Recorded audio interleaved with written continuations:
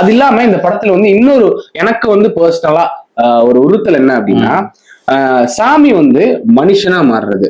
நீ மனுஷனா இருந்து ஜெயிச்சு காட்டுவியான்னு சவால் கேட்கறது எனக்கு ரொம்ப பிடிச்சது. ஆமா, அப்ப அதுதான் அந்த படத்தோடவும் ஒரு பிளாட், மெயின் பிளாட் அதுதான். சோ அந்த பிளாட்டை வந்து அவங்க எடுத்து கொண்டு போன அந்த சமயம் வந்து ரொம்ப கம்மியா இருந்த மாதிரி இருந்துச்சு. அதாவது சூர்யா வராரு, சாமியை வந்து மனுஷனா இருக்க சொல்றாங்க, அந்த மனுஷனா இருக்கிறது கொஞ்சம் தான் இருக்கு, அது முடிஞ்சோடனே டக்குன்னு அவரு கடவுளாயிருக்கு. அந்த பவர் இல்லாத அந்த கருப்பா வந்து நார்மல் மனுஷனால வாதாடி ஜெயிக்கவே முடியாது. இப்போ மேபி ஒரு கடவுள் வந்தோடனே என்ன பண்ணிருக்கும், கடவுள் வந்து சட்டத்துல என்னென்ன ஓட்டைகள் இருக்கோ, என்னென்ன சட்டம் இருக்கும் எல்லாத்தையுமே கடவுள் படிச்சு மனுஷன மாதிரி வாதாடி ஜெயிச்சிருக்கணும். இல்லாட்டி வந்து கோர்ட்ல வந்து அவரை ஜட்ஜுக்கு ஒரு பனிஷ்மெண்ட் வாங்கி கொடுத்துருக்கணும், இல்ல நீதி வாங்கி கொடுக்கணும்.